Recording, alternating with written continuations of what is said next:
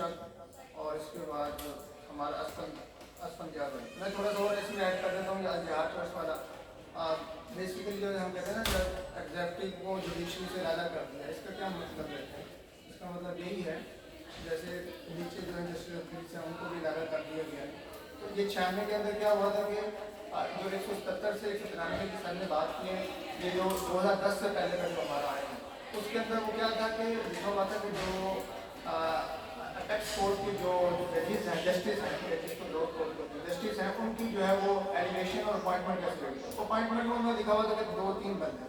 President جو ہے after consultation کس سے, چیف جسٹس آف پاکستان سے, نمبر 2 گورنر سے, number 3 chief justice high court کا. اگر چیف جسٹس ہائی کورٹ جو ہے اس کی خود اپوائنٹمنٹ ہے تو وہ خود اس میں نہیں شامل ہوگا. پھر 2 بندے ہوंگے, governor, chief justice of Pakistan.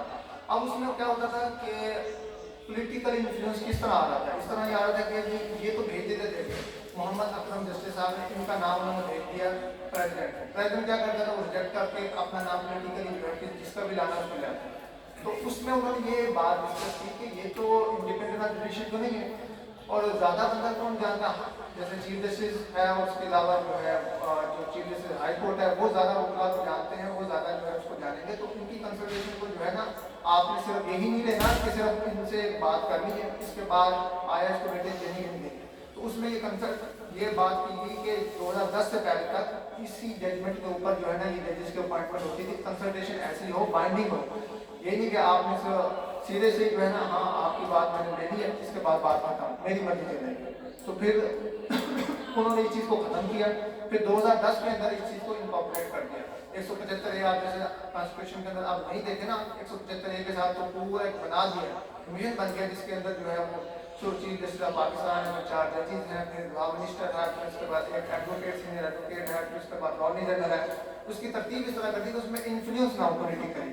تو یہ کیس تھا اس طرح بیسیکلی کہ جس کو انڈیپینڈنٹ جوڈیشری کے نام سے ہم جانتے ہیں کہ بھائی اس سے جو ہے جو اب آ رہے ہیں جسٹس, اس میں یہ نہیں ہوتا کہ اس پہ ٹیگ لگا ہوتا ہے کہ یہ پولیٹیکل پارٹی. تو یہ چیز اب اس میں وہی بات بتا دی, 5 ججز تھے اور جوڈیشری انڈیپینڈنٹ جوڈیشری کو ڈسکس کیا, ہیلڈ کر دیا تھا. کیا ہے اس میں اختلافی نوٹ تھا کہ نہیں تھا؟ جی بتائیں, اس میں اختلافی نوٹ تھا, بتائیں اس میں. ہاں صاحب نے بتایا ہاں نہیں تھا, اس میں نہیں.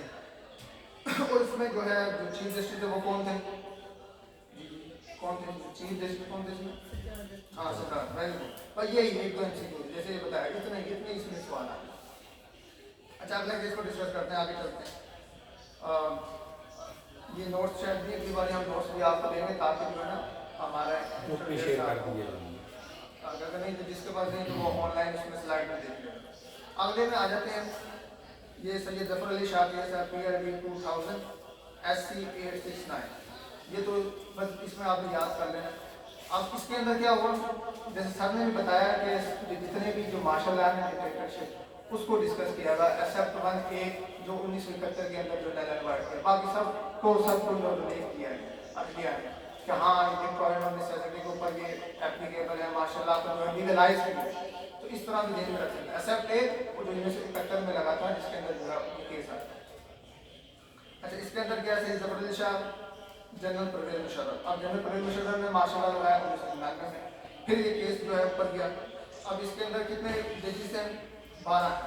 اس کے اندر جو بینچ بنا تھا وہ 12 جسٹس کے اوپر تھا. چیف جسٹس کون سے, ارشاد حسن شاہ. یہ جو ہے نا یہ میں جان کر رہا ہوں, یہ آپ کو شیئر بھی میں کر سکتی ہو گیا ایک دفعہ گروپ میں دوبارہ آ جاتا ہے. ہاں دوبارہ وہ لکھنے میں کہ لکھا ہوں بار بار سمجھ ہم لیتے ہیں. جو مین جو اس میں سے MCQ آنا ہے وہ میں بتاتا ہوں. اب اس کے اندر کیا کیا کہ پھر وہ سپریم کورٹ کے پاس یہ معاملہ گیا. اب کس سیکشن کے تحت گیا, وہی آرٹیکل 184 سب جس کے اندر جو ہے 3 باتیں ہیں کہ امپورٹنس, پبلک امپورٹنس کا کوئی بھی ہو میٹر, فنڈامنٹل رائٹس کا مطلب سپریم کورٹ جو سن سکتی ہے ڈائریکٹ جو ہے ہم اس آرٹیکل 184 کے تحت سپریم کورٹ میں جا سکتے ہیں, اس قانون کے تحت گئے. اب اس میں جو ہے جو مشرف نے لگائی تھی, ماشاء اللہ لگایا تھا, اس کو دوبارہ سے جو ہے لیگلائز کیا کہ ہاں یہ ماشاء اللہ جو ہے وہ حالات و واقعات اس طرح ہو گئے ہیں کہ ماشاء اللہ جو ہے اس کو لیگلائز کر دیا. اس نے کہا کہ میں 90 دن کے اندر وہ انتخابات کروں گا, جو ہر فوجی کے تحت میں 90 دن کے اندر کروں گا. میرا کوئی اس میں پرماننٹ طور تو میرا گورنمنٹ کو چلانے کا کوئی عہدہ نہیں ہے, نہ میرے اختیارات ہیں. لیکن کیا کرتے تھے, پھر دوبارہ لیگلائز کرتے تھے. اس نے پورا کانسٹیٹیوشن چینج کر دیا, پھر اپنا صدر بھی بن گیا, پھر چیف آف آرمی اسٹاف بھی بن گیا, دونوں اختیار کر گیا. अब इसमें MCQs क्या आ सकता है, नंबर 1 इसकी साइटेशन, नंबर 2 तादाद कितनी थी, बेंच की तादाद कितनी है, 12, वेरी गुड।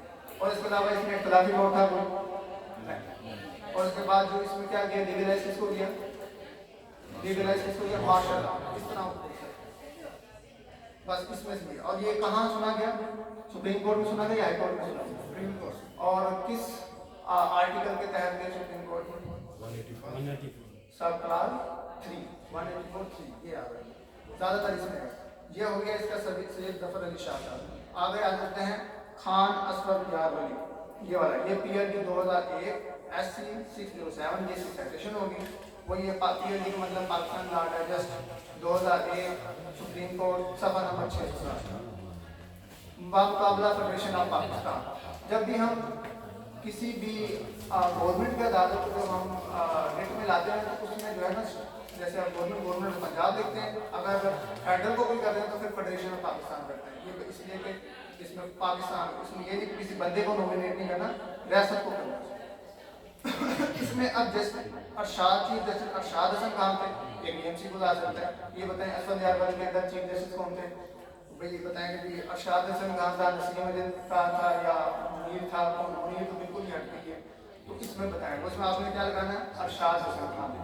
बेंच की तादाद कितनी थी, 4 थे, अरशाद हसन खान, फिर इसके बाद जहांगीर है, काजी मोहम्मद फरूक, ये याद करने की जरूरत नहीं, बस ये है कि 4 है, इख्तिलाफी वोट नहीं था। और चीफ जस्टिस कौन था, अरशाद हसन खान। भाई ये आपको यही याद हो गए पेपर में आने।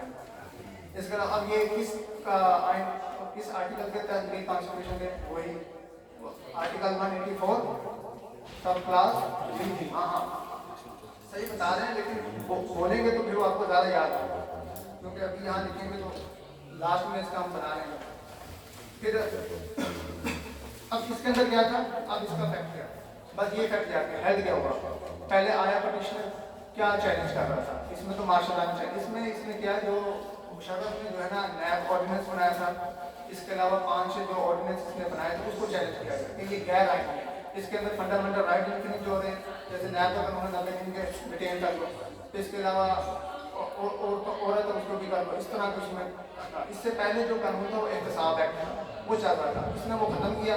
इसके अंदर अपनी मनपसंद इनकॉर्पोरेशन की और इसका नया ऑर्डिनेंस इसमें आगे मुल्क में करप्शन बहुत है तो मैं कहना हुआ। इसके अलावा फॉरेन फाइनेंस एक्ट, बहुत ज़्यादा इसमें ऑर्डिनेंस इसमें डिस्कस किए हुए, कोई अप्रॉक्सीमेटली 16-17 जो ऑर्डिनेंस है इनको चैलेंज किया गया था।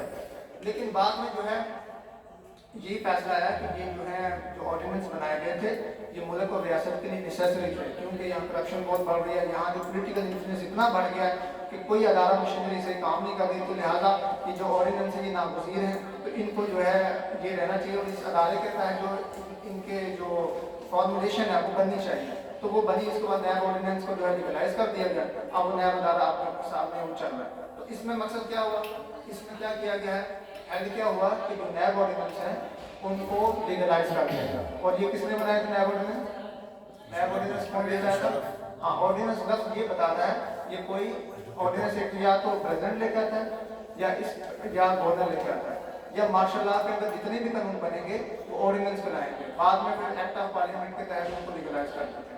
वैसे ऑर्डिनेंस 90 डेज का होता है और अगर सभी का 120 डेज का होता है।